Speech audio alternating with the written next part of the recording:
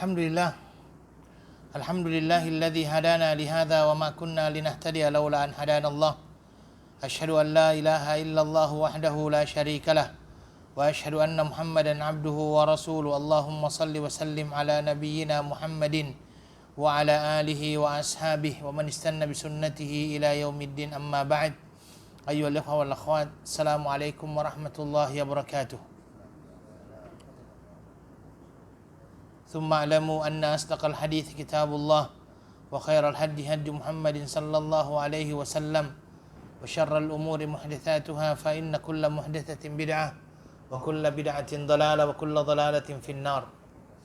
Ayuhal ikhwah wal akhwat, alhamdulillah thumma alhamdulillah, segala puji bagi Allah Subhanahu wa taala yang telah memberi kepada kita kesempatan untuk kembali bertemu di malam hari yang berbahagia ini. Kita berharap mudah-mudahan kita termasuk orang-orang yang senantiasa mensyukuri nikmat yang Allah berikan kepada kita, dan kita berharap mudah-mudahan kesyukuran itu akan menjadikan kita sebagai hamba-hamba Allah Subhanahu wa taala yang bersyukur, dan kita berharap mudah-mudahan kita dimasukkan dan digolongkan oleh Allah dalam golongan hamba-hambanya yang saleh. Salawat beserta salam kepada Nabi kita Muhammad sallallahu alaihi wasallam, Nabi akhir zaman. Kita berharap mudah-mudahan kita termasuk orang-orang yang mengikuti sunnah-sunnah Rasulullah sallallahu alaihi wasallam. Tayyib, ayyuhal ikhwah wal akhwat, kita akan melanjutkan pembahasan kita pada malam hari ini dalam kitab Ar-Rahiq Al-Makhtum. Ar-Rahiq Al-Makhtum, nama kitab ini. Ar-Rahiq Al-Makhtum ini sebenarnya diambil dari nama sebuah minuman yang Allah Subhanahu wa taala siapkan di surga. Ya, kalau antum lihat di dalam Sunan Abi Daud itu ada sebuah hadis yang mengatakan bahwasanya siapa saja muslim yang memberikan pakaian orang lain ataupun memberikan pakaian kepada muslim yang lainnya, dikarenakan orang muslim tersebut dalam keadaan misalnya tidak memakai apa-apa, maka Allah Subhanahu wa taala akan memberikan kepadanya baju warna hijau di surga kelak. Dan siapa saja muslim yang memberikan makan kepada orang yang kelaparan, maka Allah Subhanahu wa taala akan memberikan kepadanya buah-buahan daripada syurga, ya. Kemudian dan di akhir itu dikatakan, dan barang siapa muslim yang memberikan minum kepada orang muslim yang lainnya yang dalam kehausan, maka Allah Subhanahu wa taala akan memberikan minuman kepadanya yang bernama Ar-Rahiq Al-Makhtum. Ya, Ar-Rahiq Al-Makhtum. Ini nama kitab ini diambil daripada hadis tersebut. Ya, Ar-Rahiq Al-Makhtum. Menurut terjemahan para ulama, Ar-Rahiq Al-Makhtum itu adalah khamar. Ya, khamar. Tetapi ya, khamar yang diizinkan oleh Allah Subhanahu wa taala bagi orang-orang yang masuk ke dalam syurganya, ya. Khamar diharamkan di sini, tetapi di syurga nanti itu termasuk minuman yang Allah Subhanahu wa taala siapkan kepada orang-orang yang memasuki syurga Allah Subhanahu wa taala. Maka salah satu nama minuman tersebut dinamakan dengan Ar-Rahiq Al-Makhtum. Dari hadis tersebut maka diambillah nama buku ini, Ar-Rahiq Al-Makhtum.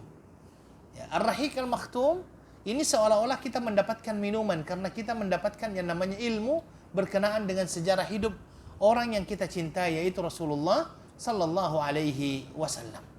Ya, Ar-Rahiq Al-Makhtum. Tayyib, ayyuhal ikhwah wal akhwat. Sekarang kita akan melanjutkan pembahasan kita dalam kitab Ar-Rahiq Al-Makhtum ini. Jadi ini sebenarnya lebih banyak kepada cerita nanti akhirnya, ya. Jadi setelah Ibrahim alaihissalatu wassalam berhijrah dan akhirnya menempatkan anaknya di mana kemarin? Di Mekah, ya, di Hijaz itu, bumi yang tandus di sisi Baitullahil Haram, ya. Kemudian akhirnya waktu itu Nabiullah Ibrahim meninggalkannya dalam keadaan ada sedikit makanan dan minuman yang diberikan, tetapi setelah itu tidak ada.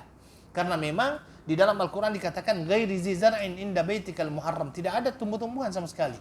Tidak ada penduduk sama sekali di tempat tersebut. Tidak ada penduduk, tidak ada tumbuh-tumbuhan, ya otomatis juga tidak ada makanan. Jadi ketika akhirnya makanan dan minuman yang mereka bawa sudah menipis, pada akhirnya ya ibundah daripada Ismail alaihissalatu wassalam ini mencoba untuk mencari air, ya. Mencoba untuk mencari air kemana-mana, ya. Dalam riwayat tersebut dikatakan dia berlari antara Safa dengan Marwah mencoba untuk mencari kafilah yang berlalu, dan akhirnya dia tidak dapatkan, dalam keadaan dia setengah daripada, ya, ingin putus asa lah istilahnya. Sebagai seorang manusia biasa dia mencoba untuk mencari jalan bagaimana dia bisa mendapatkan makanan, dia tidak dapat. Pada akhirnya dia kembali ke anaknya, dan waktu itu anaknya sedang menggosok-gosokkan kakinya di tanah, tiba-tiba keluar air. Ya, kemudian setelah itu di tembok, itulah yang dinamakan dengan Zam-Zam, dan akhirnya keluar sampai saat ini. Dan Masya Allah, air Zam-Zam ini adalah air yang sangat memberikan manfaat yang begitu besar kepada penduduk, bukan hanya penduduk Mekah. Karena kalau kita lihat ya, seluruh manusia di muka bumi ini itu sampai air Zam-Zam kepadanya. Ya, orang membawanya, dan itu merupakan salah satu oleh-oleh yang paling banyak mungkin dibawa. Dan Masya Allah, semakin banyak orang yang datang, semakin banyak air tersebut. Jadi dia senantiasa memenuhi keperluan yang diperlukan oleh masyarakat Saudi pada sampai saat ini. Dan saya masih ingat itu ke Madinah saja setiap harinya itu dibawa bisa dikatakan bertonton ya, karena dia pakai seperti kontainer namanya yang tangki itu, mobil yang kontainer itu ya, itu Masya Allah setiap harinya, karena memang juga diberikan di kota Madinah Al-Munawwarah. Dan terus terang, kita kalau seandainya mau mengambil, selama kami tinggal di Saudi ya, kalau untuk mengambil air Zam-Zam berapapun, insya Allah kita diberikan di Masjidil Haram Madinah, itu di sebelah kanannya. Sebelah kanan itu ada tempat khusus untuk mengambil air Zam-Zam. Setiap hari kita hanya membawa yang namanya galon, kemudian setelah itu kita isi, kemudian kita bawa balik ke kamar, dan itu terserah berapa banyak. Dan sekarang itu ada yang dingin, ada yang tidak dingin, ini semuanya ada di Masjidil Haram, dan setiap harinya seperti itu, dan tidak pernah kering yang namanya sumur Zam-Zam ini. Dan terus terang aja, dia juga diketahui sebagai obat ya, diketahui sebagai obat. Zam-Zam liba syuribala ya, jadi air Zam-Zam itu sesuai dengan apa yang diniatkan untuknya. Makanya Nabi Shallallahu Alaihi Wasallam mempunyai cara tersendiri ketika meminum air Zam-Zam tersebut, ya. Dan ada doa khusus ketika meminum air Zam-Zam tersebut. Saya pernah mendengarkan cerita daripada seorang masyayikh, ada seorang Arab ketika dia keluar negeri, ya, ke Eropa waktu itu, biasalah mereka ketika keluar itu, ya, kelakuan mereka juga tidak selamanya, ya, ada juga syahwat, syubhatnya itu muncul. Ketika dia jalan-jalan ke Eropa, semoga kita dihindarkan dari Allah itu, dia melakukan perbuatan-perbuatan yang tidak baik.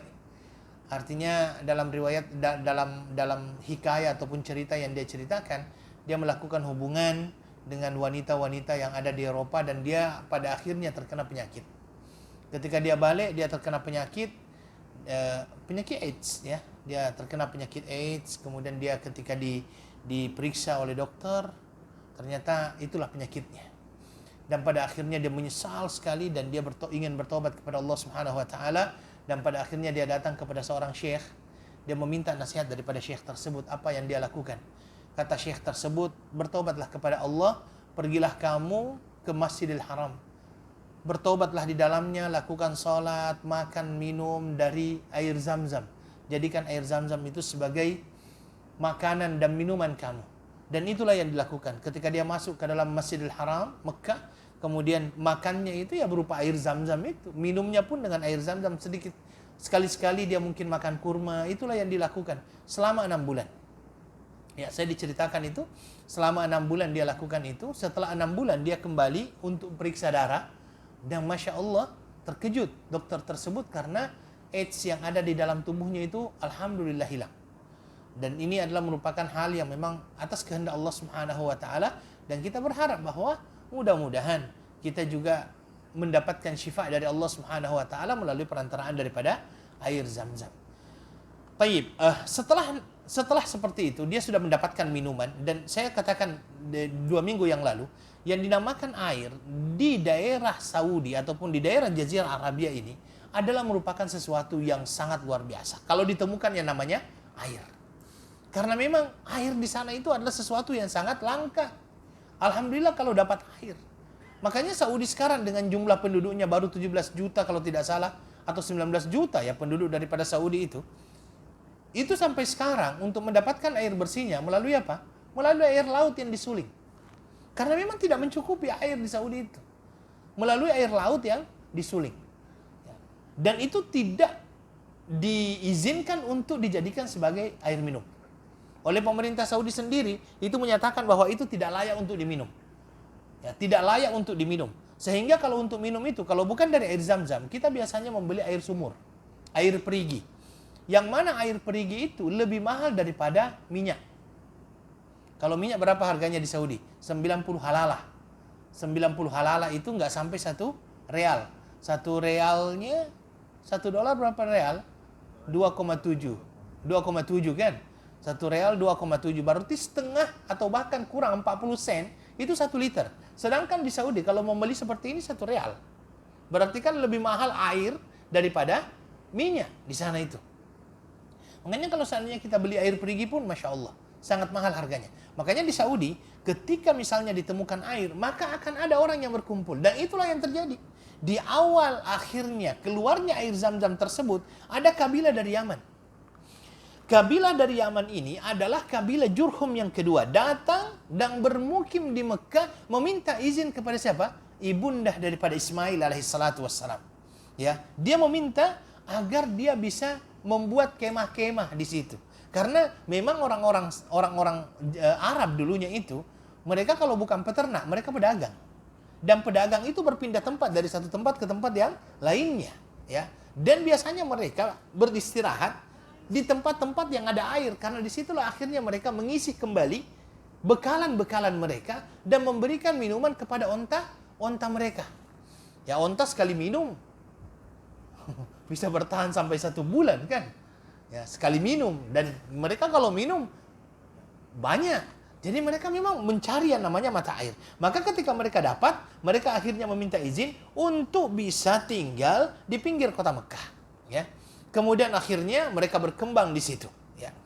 Pada waktu itu diriwayatkan bahwa Ibrahim alaihissalatu wassalam sempat datang ke Mekah, ada yang mengatakan 2 kali, ada yang mengatakan 4 kali.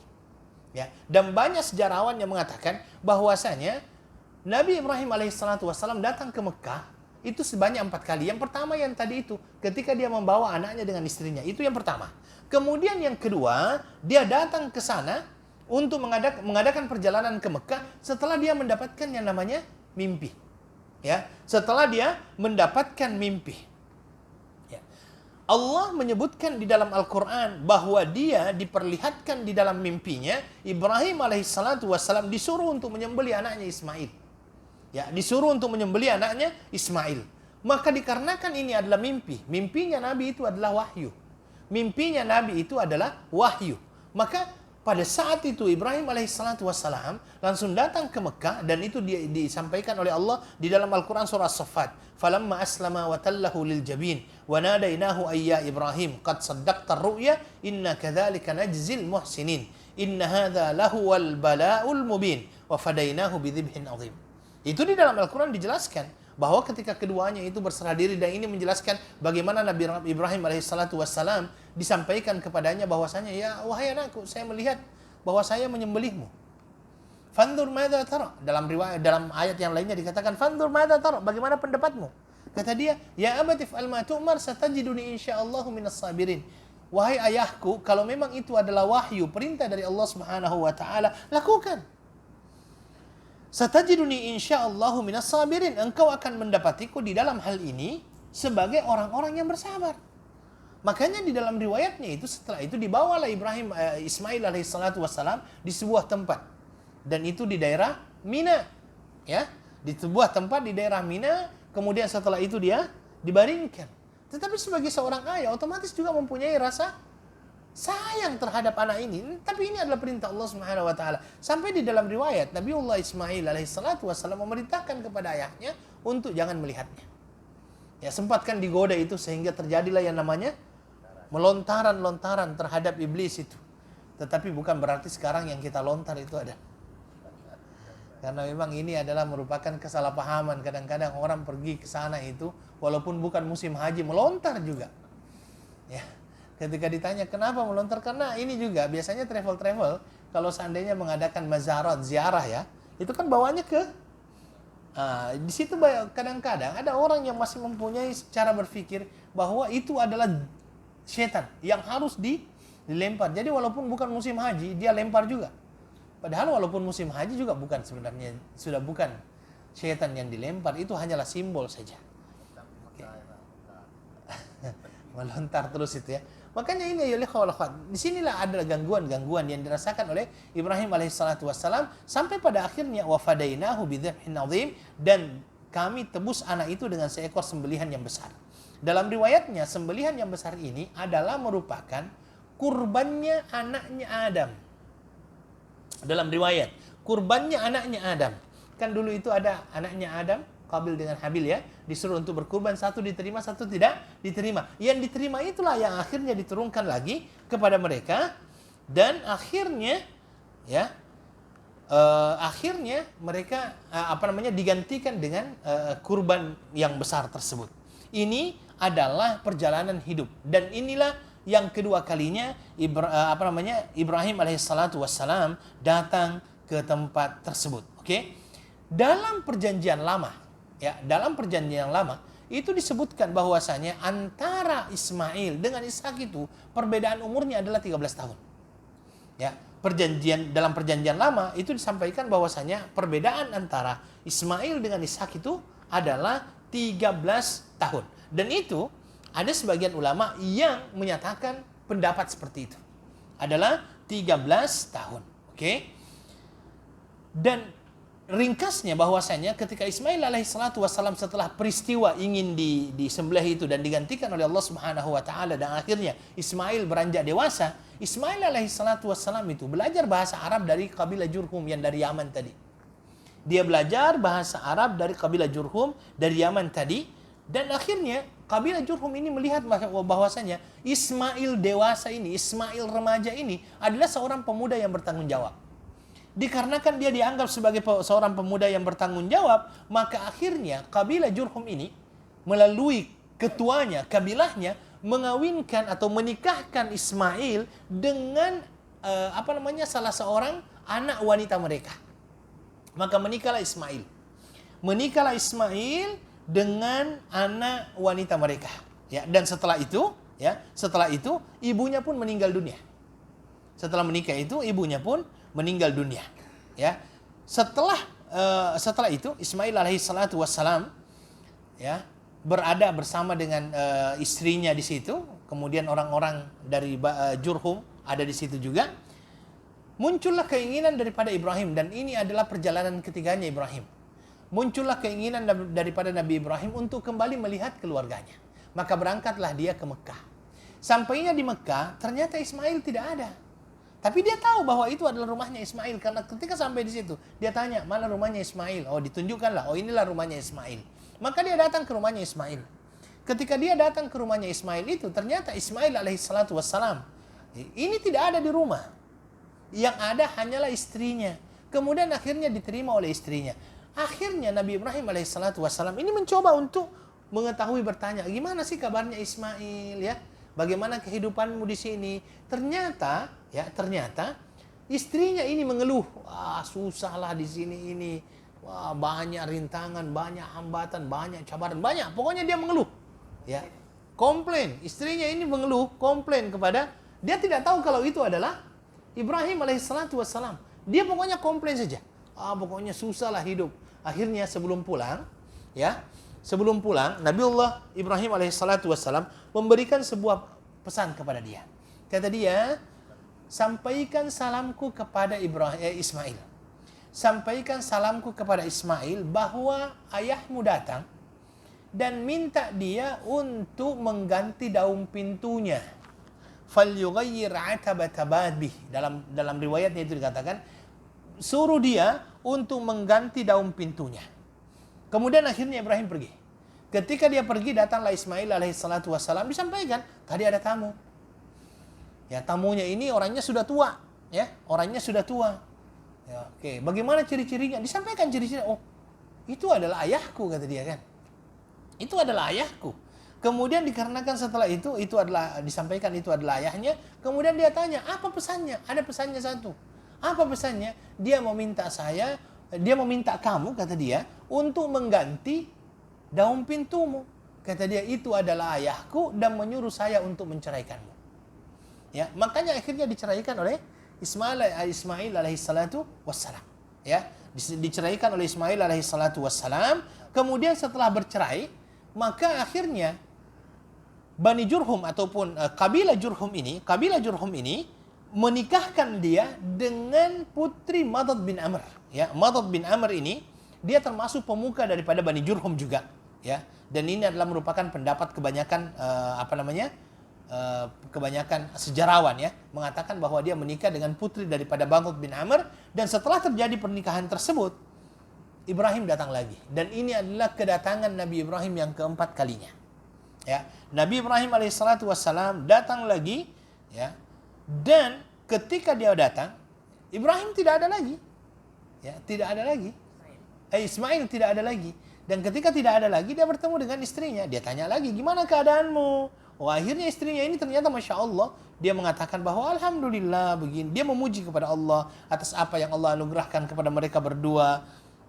Dan dia tidak mempunyai sedikit pun komplain, tidak. Masya Allah, dia adalah orang yang bersyukur dengan apa yang Allah Subhanahu wa taala berikan kepada dia.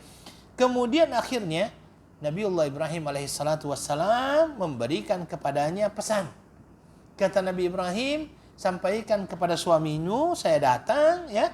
Kemudian setelah itu sampaikan kepada dia bahwa hendaklah dia mempertahankan daun pintunya.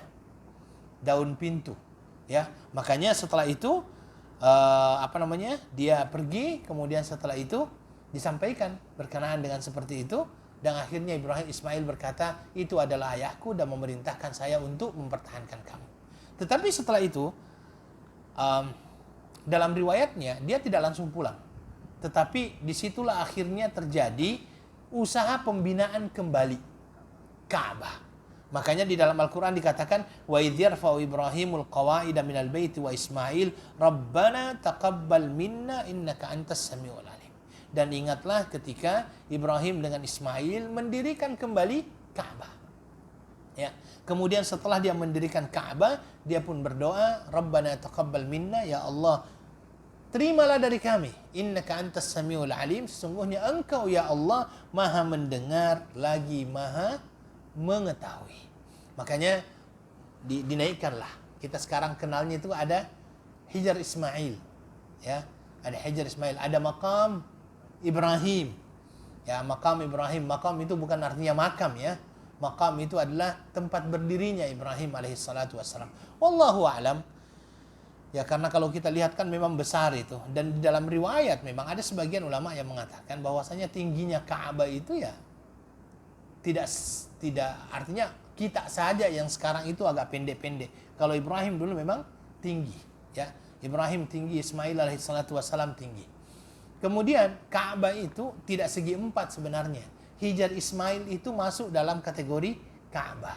Jadi dia Ka'bah itu bentuknya itu seperti segi lima begitulah. Apalagi nama bentuknya kalau begitu. 4 segi bujur.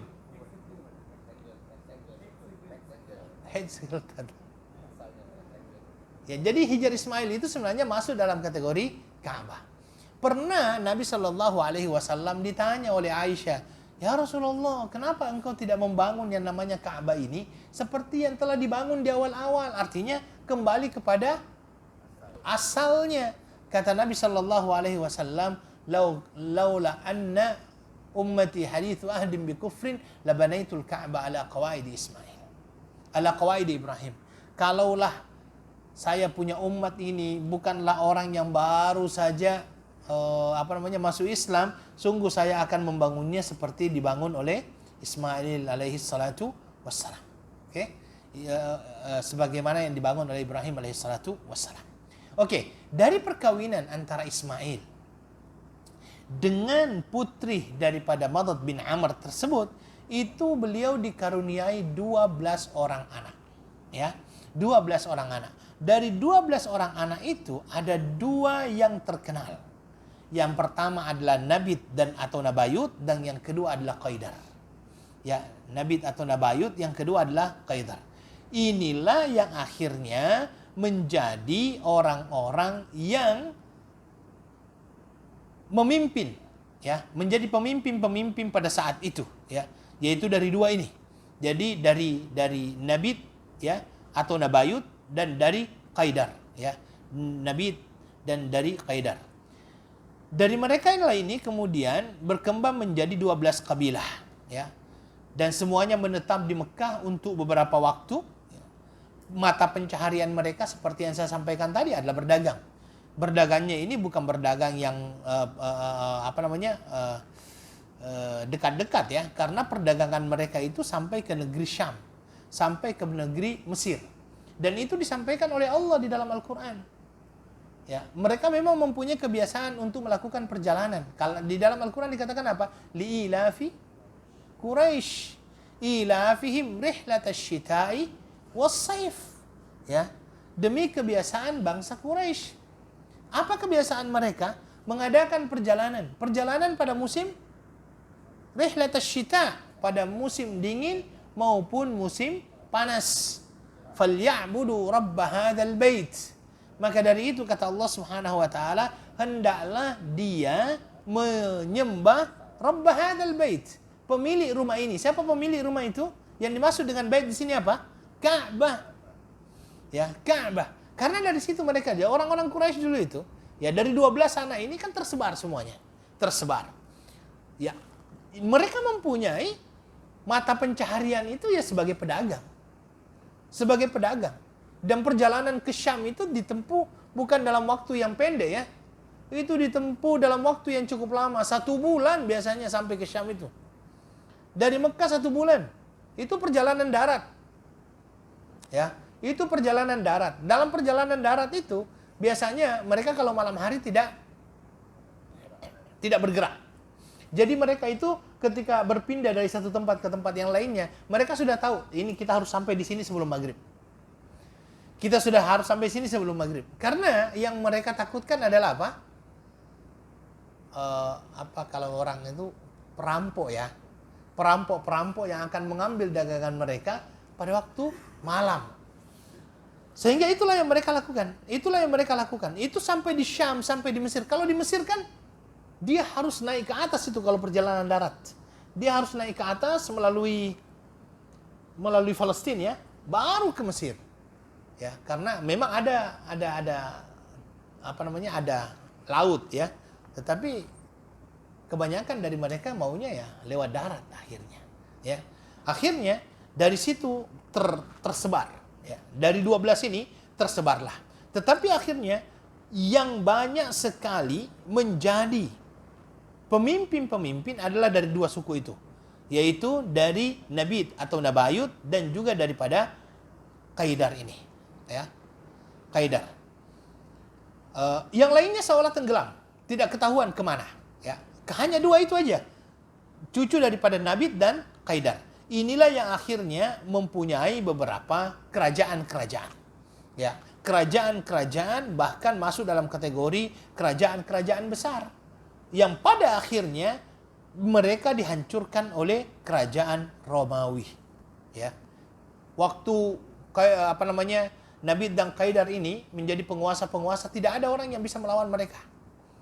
Ya, sampailah akhirnya pasukan Romawi datang dan akhirnya mereka dikalahkan dan akhirnya berpencar kemana-mana. Qaidar bin Ismail tetap menetap di Mekah, beranak pinak dari situ. Maka lahirlah darinya Adnan dan anaknya Ma'ad. Ya, dan dari sinilah akhirnya orang Arab Adnaniyah, yang biasanya dikatakan sebagai orang Arab Adnaniyah, menisbahkan nasab mereka, yaitu kepada Adnan. Kalau Adnan itu adalah kakek ke-21 dalam silsilah keturunan Rasulullah sallallahu alaihi wasallam. Oke? Dan pada akhirnya turun-temurun berterusan, muncullah yang namanya Quraisy. Ya, dan akhirnya lahirlah Nabiullah Muhammad sallallahu alaihi wasallam daripada Abdullah bin Abdul Muttalib bin Hashim. Nabi sallallahu alaihi wasallam pernah bersabda, "Inna Allah astafa min waladi Ibrahim Ismail, wastafa min waladi Ismail Kinana, wastafa min bani Kinanata Quraisyan, wastafa min Quraisyin bani Hashim, wastafani min bani Hashim." Sesungguhnya Allah telah memilih Ismail dari anak cucu Ibrahim, memilih Kinana dari anak cucu Ismail, memilih Quraisy dari anak cucu Bani Kinana, memilih Bani Hashim dari keturunan Quraisy, dan memilihku dari keturunan Bani Hashim. Ya, ini yang disampaikan oleh Nabi Sallallahu Alaihi Wasallam berkenaan dengan keturunan Rasulullah Sallallahu Alaihi Wasallam. Dan sampai sekarang alhamdulillah itu tetap ada keturunan daripada Rasulullah Sallallahu Alaihi Wasallam. Dan kalau seandainya ada orang yang mencoba untuk meragukan, ya, karena kadang-kadang juga kan ada orang yang berkata, apakah masih ada keturunan Rasulullah Sallallahu Alaihi Wasallam sampai saat ini? Memang keturunan Nabi dari anak lelakinya tidak ada, tetapi cucu Rasulullah Sallallahu Alaihi Wasallam dari Fatimah binti Muhammad itu sampai sekarang ada. Kalau di Indonesia itu biasanya dinamakan dengan Habaib, Habib itu. Dan ayolah ikhwah, saya awalnya itu sempat juga ingin bertanya-tanya, betulkah ada nasabnya? Sampai saya akhirnya mempunyai seorang teman, dia juga termasuk dalam kategori Habaib, tapi dia tidak senantiasa tidak mau dipanggil Habib. Nah, dia orangnya biasa, tetapi ternyata dia itu punya silsilah keturunan. Silsilahnya itu terjaga. Dan kalau seandainya kita minta dia untuk sebutkan silsilahnya dari fulan, itu sampai kepada Hussein. Ya, Hussein daripada Ali yang menikah dengan Fatimah binti Rasulullah Sallallahu Alaihi Wasallam dari Rasulullah Sallallahu Alaihi Wasallam. Ya, dan perlu untuk kami sampaikan juga bahwa untuk memastikan bahwasanya masih ada nasab Nabi Sallallahu Alaihi Wasallam sampai sekarang adalah Nabi Sallallahu Alaihi Wasallam pernah menyampaikan berkenaan dengan Imam Mahdi. Imam Mahdi, kata Nabi Sallallahu Alaihi Wasallam, apa yang beliau katakan? Dia adalah merupakan dari keluargaku, namanya sama dengan namaku. Itu yang disampaikan oleh Rasulullah Sallallahu Alaihi Wasallam, sehingga sampai sekarang masih ada. Walaupun memang banyak juga yang hanya mengaku-ngaku, ya. Walaupun juga memang banyak yang mengaku-ngaku. Di daerah Saudi sendiri yang saya tahunya, mereka tidak dinamakan dengan habaib. Ya, dan mereka adalah orang-orang yang tidak menganggap dirinya itu saya adalah cucu. Tidak. Karena ada beberapa orang yang saya temui di Masjidil Haram Mekah ataupun di Madinah, ya, di Madinah, dan mereka mempunyai nasab sampai Nabi Sallallahu Alaihi Wasallam, tetapi mereka tidak tidak menunjukkanlah saya ini dari bangsa ini, tidak. Dan cici Nabi Sallallahu Alaihi Wasallam. Wallahu taala a'lam. Baik, ayolah wal akhwat. Kita masuk kepada bagaimana sebenarnya kerajaan-kerajaan yang ada di zaman sebelum Islam itu datang. Ya, bagaimana kerajaan-kerajaan itu ada di zaman sebelum Islam itu datang. Ketika kita membicarakan tentang kondisi bangsa Arab sebelum Islam, maka kita perlu untuk mengetahui bagaimana kerajaan-kerajaan yang ada sebelum Islam itu datang di kalangan bangsa Arab. Ya, jadi setelah itu dari penelusuran sejarah kita dapatkan bahwa ada paling tidak dua bentuk penguasaan terhadap kerajaan yang ada di tanah Arab sebelum Islam datang. Yang pertama adalah raja-raja yang bermahkota. Maksudnya raja-raja yang bermahkota ini adalah raja-raja yang memang dipilih dan dia dijadikan sebagai raja, ya. Dia dijadikan sebagai raja dalam sebuah kerajaan. Tetapi para sejarawan mengatakan walaupun mereka dikatakan sebagai seorang raja, tetapi ternyata kekuasaan mereka itu sangat terbatas. Kekuasaannya terbatas. Kemudian yang kedua, ada pemimpin-pemimpin tidak dinamakan raja, tetapi mereka adalah pemuka-pemuka kabilah. Dan biasanya pemuka-pemuka kabilah ini memiliki kekuasaan yang jauh lebih besar dibandingkan raja-raja yang bermahkota itu. Ya, dibandingkan raja-raja yang bermahkota itu. Dan kalau seandainya kita lihat kerajaan-kerajaan bangsa Arab sebelum datangnya Islam, kita akan temukan adanya kerajaan di Yaman. Kita akan temukan adanya kerajaan di Syam. Kita akan temukan kerajaan dari keluarga besar Ghassan. Kita akan temukan raja-raja yang ada di Hira, Harran itu, ya. Sedangkan penguasa-penguasa selain mereka adalah pemimpin-pemimpin kabilah yang mereka memang tidak memiliki yang namanya mahkota, Ya, tidak dinamakan sebagai raja, tetapi mereka tetap mempunyai yang namanya kekuasaan terhadap satu kabilah. Oke, kita masuk kepada pemerintahan yang ada di kota Yaman. Yaman terkenal dengan sebuah kerajaan yang sangat besar pada saat itu yang dinamakan dengan kerajaan Saba, ya. Ya, kerajaan Saba. Sampai di dalam Al-Qur'an ada satu surah khusus yang dinamakan dengan surah Saba. Ya, surah Saba.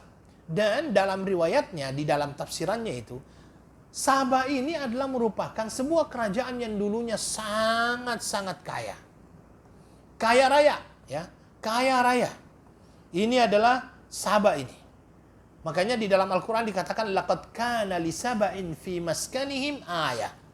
Jannatani an yaminin wa shimalin. Bahwasanya di dalam kerajaan Saba ini ada tanda-tanda kekuasaan Allah Subhanahu wa taala. Allah memberikan kepada mereka penamaannya itu jannatain. Jannatain itu kebun. Ya, dari dua arah, kiri kanan. Ini semuanya di dalam riwayat itu dua gunung itu semuanya adalah merupakan sumber kekayaan daripada bangsa Saba. Ya, jannatain, yamin wa shimal. Bahkan di dalam ayat itu dikatakan kulu min rizqi rabbikum washkurulah. Makanlah dari rezeki Tuhanmu. Washkurulah. Bersyukurlah terhadap segala rezeki yang Allah berikan kepadamu. Bahkan dikatakan baldatun tayyibatun wa rabbun ghafur. Negara yang subur, baik, dan Allah Subhanahu wa taala Rabb yang Maha mengampuni. Tetapi ternyata dengan banyaknya rezeki yang Allah berikan kepada mereka, mereka mulai ingkar. Ya, itu di dalam surah Saba ayat yang ke-15. Silahkan dilihat ya. Itu dalam surah Saba ayat yang ke-15, silahkan dilihat. Itu di dalam ayat surah Saba ayat yang ke-15 disampaikan begitu. Tetapi setelah itu mereka ingkar. Karena keingkaran mereka itu, maka mereka akhirnya mendapatkan istilahnya azab dari Allah Subhanahu wa taala. Apa azabnya? Dia itu mempunyai yang namanya bendungan. Tahu bendungan? Ampangan. Dam ya, besar. Yang biasanya dinamakan dengan Sa'du Ma'rib. Sa'du Ma'rib itu. Itulah yang akhirnya memberikan aliran air ke kebun-kebun mereka ini. Yang menjadikan kebun mereka ini adalah kebun yang terbaik. Tapi dikarenakan mereka kufur terhadap nikmat yang Allah berikan kepada mereka, Allah akhirnya menimpakan kepada mereka musibah, banjir. Dan itu disampaikan oleh Allah di dalam surah yang ke-6 di ayat yang ke-16. Ayat yang ke-16 dikatakan fa'aradu fa'arsalna alaihim sailal arim. Ya, mereka mulai ingkar, mereka mulai berpaling dari nikmat yang Allah berikan kepada mereka, sehingga Allah Subhanahu wa taala mengantarkan kepada mereka apa? Sailal arim. Banjir yang sangat besar. Wa baddalnahum bijannatayhim jannataini dhawati ukulin khamtin wa athlin wa syai'in min sidrin qalil. Kami hancurkan itu kebun-kebun mereka itu, menggantikannya dengan sesuatu yang pahit gitu ya, tidak ada artinya. Dikarenakan apa? Itu dikarenakan di dalam Al-Quran dikatakan dzalika jazainahum bima kafaru. Itu disebabkan karena kekufuran mereka. Wa hal nujazi illal kafur. Dan adakah kami memberikan iqab, azab, kecuali kepada orang-orang yang kufur tersebut. Maka ini adalah cerita berkenaan dengan kaum Saba ini, ya, kaum Saba ini. Tetapi ayolah ikhwah, periodisasi marhalah kepemimpinan mereka itu melalui beberapa periode. Periode pertama itu dicatat adalah pada tahun 1300 sebelum Masehi sampai dengan tahun 620 sebelum Masehi. Ya. Jadi dinasti ini dikenal dengan dinasti Al-Mu'iniyah. Ya. Dan raja-rajanya dikenal dengan raja-raja Saba itu. Ya. Dan ini juga sudah dihancurkan ya. Ini juga sudah hancur. Pada periode mereka inilah dimulainya pembangunan dam itu. Ya, mulailah pembangunan ampangan itu di zaman mereka. Yang mana ini adalah memiliki peran yang sangat besar terhadap kesejahteraan bangsa Yaman pada saat itu. Ya. Dan bahkan dikarenakan kesejahteraan mereka itu, sehingga mereka bisa mengekspansi, tahu ekspansi ya, mengekspansi sampai keluar Yaman, mengambil daerah-daerah yang berada di luar Yaman. Ini yang terjadi antara 1300 sebelum Masehi sampai tahun 620 sebelum Masehi. Periode kedua adalah antara tahun 620 sebelum Masehi hingga tahun 115 Masehi. Ya. Periode ini dinastinya adalah dinasti Sabah. Ya, dinasti Sabah. Dan julukan Mu'rib mulai ditinggalkan. Jadi dulunya Mu'rib itu sudah mulai ditinggalkan sehingga mereka mempergunakan kata-kata Sabah saja. Ya. Sehingga mereka dikenal dengan istilah raja-raja Sabah. Sedangkan Mu'rib itu hanya sebagai ibu kota saja, menggantikan ibu kota sebelumnya, yaitu Sarwah. Dulunya ibu kotanya adalah Sarwah, digantikan oleh Mu'rib. Ya, dan ini masih kita temui puin-puinnya. Kemudian periode yang ketiga itu dari tahun 1015 sebelum Masehi hingga tahun 300 Masehi. Ya, dan pada periode ini, dinasti ini dinamakan dengan dinasti Himyariyah. Dinasti Himyariyah karena kenapa? Orang-orang Himyar yang dulunya bersatu dalam kerajaan Sabah itu mulai memisahkan diri dan mendirikan sebuah kerajaan tersendiri yang dinamakan dengan kerajaan Himyariyah. Ya, Himyariyah. Dan disinilah mulai jatuh, merosot ya kepemimpinan tersebut. Banyak kerugian yang didapatkan dalam perdagangan yang mereka lakukan. Ya, banyak diantaranya faktor-faktor yang faktor-faktor yang menyebabkan kerugian tersebut. Yang pertama adalah orang etnis Ambat itu sudah mulai menguasai daerah Hijaz, ya Hijaz. Jadi orang-orang Ambat itu sudah mulai menguasai daerah Hijaz, dan Ambat memang kalau kita katakan tadi itu yang berasal daripada anak daripada Nabiullah Ismail alaihissalatu wassalam itu yang memang menguasai daerah Hijaz. Kemudian yang kedua berhasilnya bangsa Romawi menguasai perdagangan, ya, perdagangan laut yang sebelumnya mereka berhasil menaklukkan Mesir, Syria bagian utara daripada Hijaz. Kemudian yang ketiga, persaingan antar kabilah. Faktor-faktor inilah yang akhirnya menyebabkan terpencarnya keluarga besar suku Qahtan, dan mereka akhirnya berhijrah ke berbagai macam tempat yang sangat jauh. Nah, ini adalah masa mereka mulai hancur, ya. Mereka mulai hancur. Dan memang di dalam teorinya Ibnu Khaldun, teori Ibnu Khaldun itu mengatakan bahwa dalam sebuah kerajaan itu kita akan menemukan 3 generasi. Generasi pertama adalah generasi pejuang. Mereka lah yang memperjuangkan untuk mendirikan sebuah kerajaan. Itu generasi pejuang. Generasi kedua itu generasi penikmat. Generasi penikmat ini akan melahirkan orang-orang lemah. Sehingga muncullah generasi ketiga, generasi penghancur. Begitu teori kerajaan menurut Ibnu Khaldun. Ya. Menurut Ibnu Khaldun, teori kerajaan itu ada generasi pembangun, pejuang ini, kemudian muncul akhirnya generasi penikmat, hanya menikmati apa yang dihasilkan oleh pembangun tersebut, dan akhirnya melahirkan generasi penghancur, perusak. Makanya ada sebuah kata-katanya Ibnu Khaldun itu, masa-masa yang sulit akan melahirkan pejuang-pejuang yang hebat. Sedangkan pejuang-pejuang yang hebat akan melahirkan masa-masa yang senang. Masa-masa yang senang melahirkan pejuang-pejuang pecundang. Begitu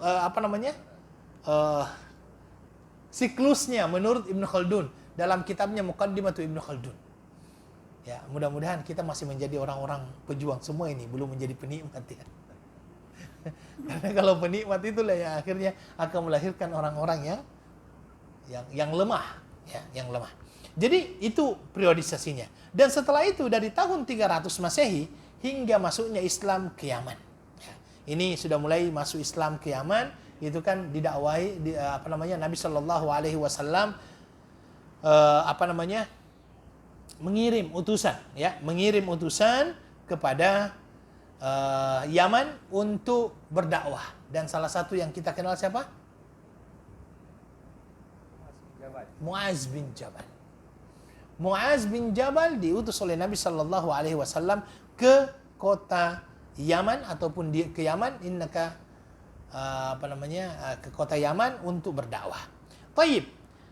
Sebenarnya kerajaan Yaman ini, ya, kerajaan Yaman ini adalah kerajaan Yahudi. Ya, karena itu adalah merupakan pindahan daripada bangsa Yahudi menempati Sabah, kemudian Himyar itu adalah bangsa Yahudi sebenarnya. Maka kerajaan Himyar itu adalah kerajaan Yahudi.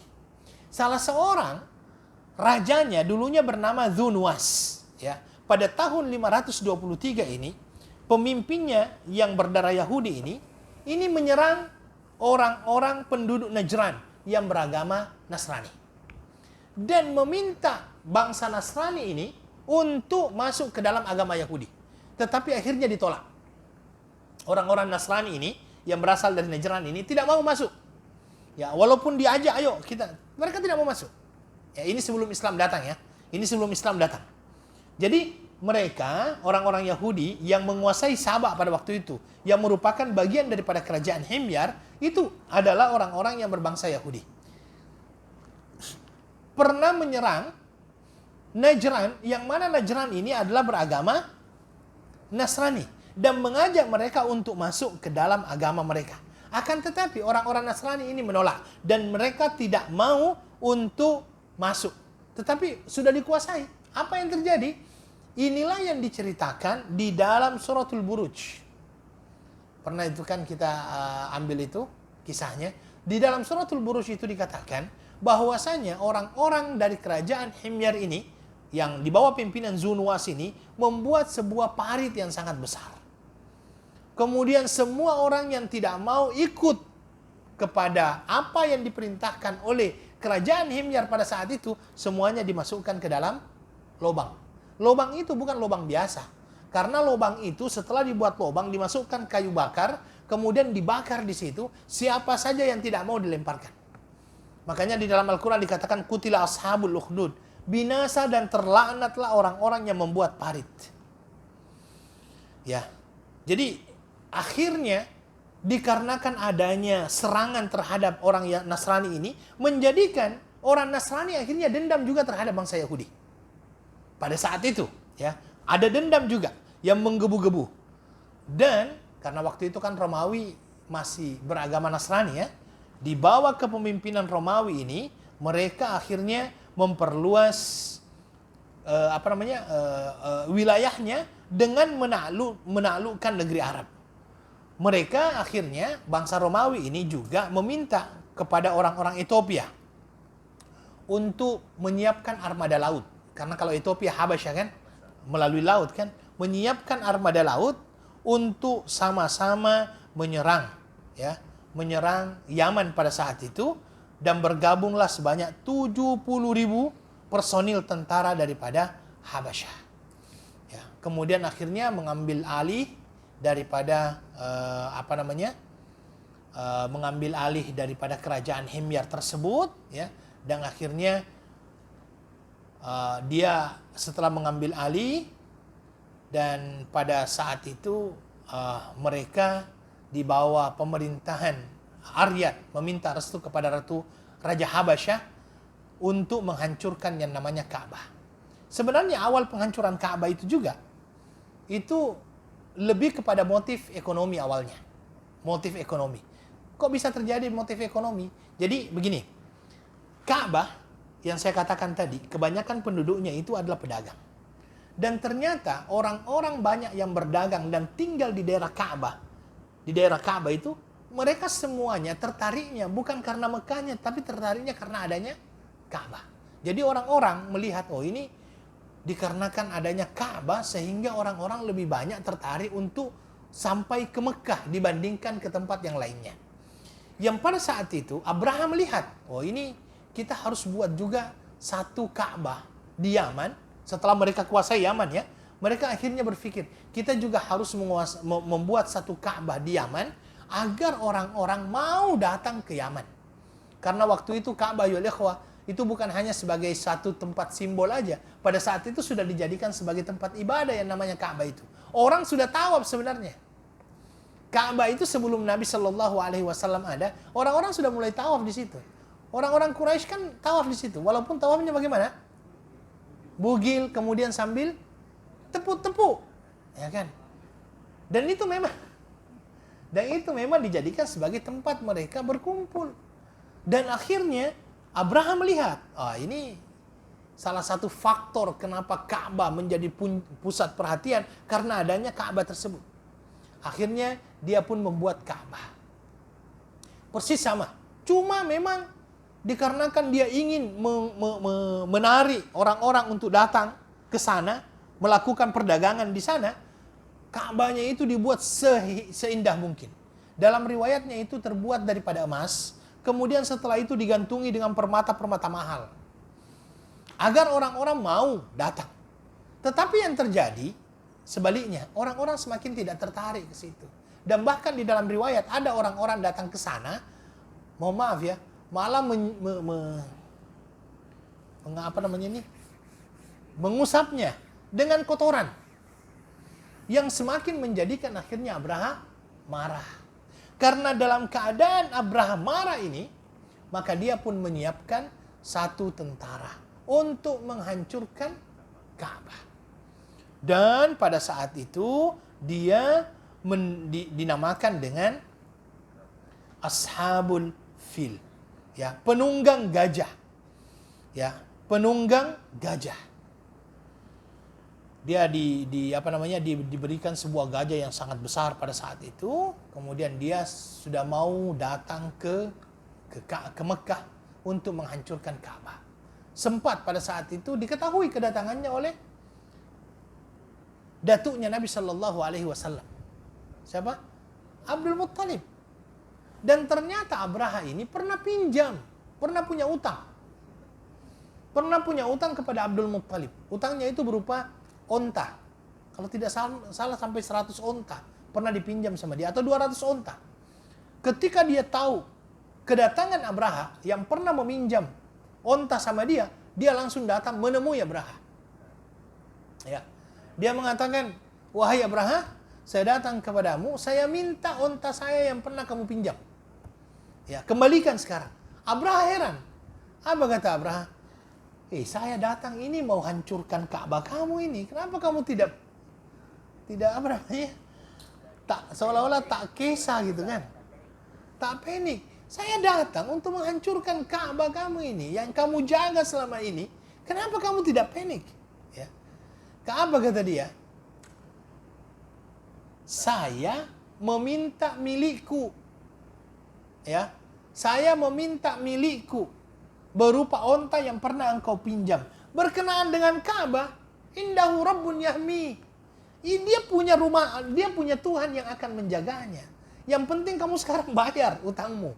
Kalau masalah Ka'bah, itu ada Tuhannya sendiri yang akan menjaganya. Itu kata Abdul Muttalib pada saat itu. Sampai pada akhirnya ketika dia mendekat, akhirnya Allah Subhanahu wa taala mengirimkan yang namanya burung, ya. Di dalam Al-Qur'an dikatakan, "Alam tara kaifa fa'ala rabbuka bi ashabil fil."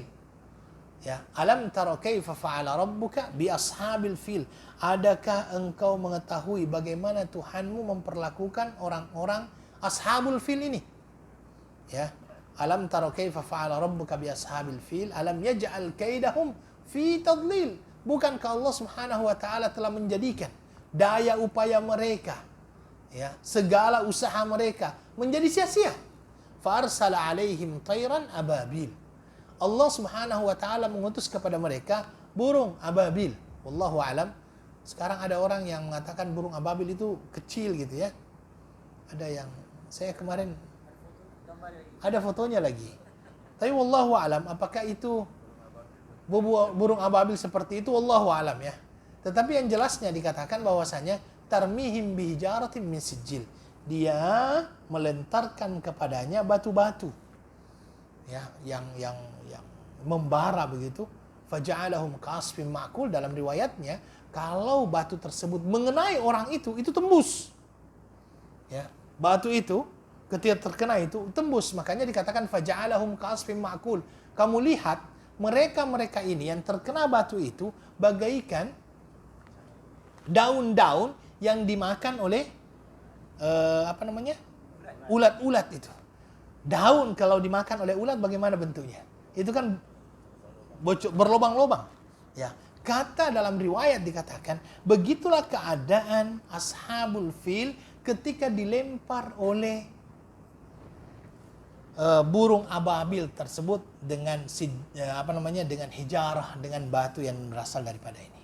Kemudian akhirnya mereka semuanya hancur, ya. Kemudian mereka semuanya tewas, menjadi wafat, dan itulah akhir daripada kekuasaan daripada Bani Himyar. Ya.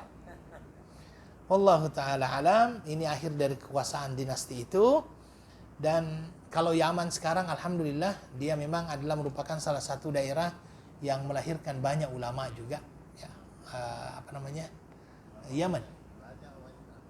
Banyak ulama terdahulu banyak. Kalau yang sekarang itu memang ada maksudnya banyak ulama-ulama bermanhaj salaf di Yaman juga. Alhamdulillah. Saya kira itu yang bisa kita sampaikan pada malam hari ini. Insyaallah nanti kita akan melanjut lagi dengan pemerintahan kerajaan yang lainnya di Iran, kemudian di Syam, dengan di Hijaz, sebelum kita masuk kepada sejarah Rasulullah sallallahu alaihi wasallam. Baik, subhanakallahumma bihamdika asyhadu an la ilaha illa anta astaghfiruka wa atubu ilaik. Assalamualaikum warahmatullahi wabarakatuh.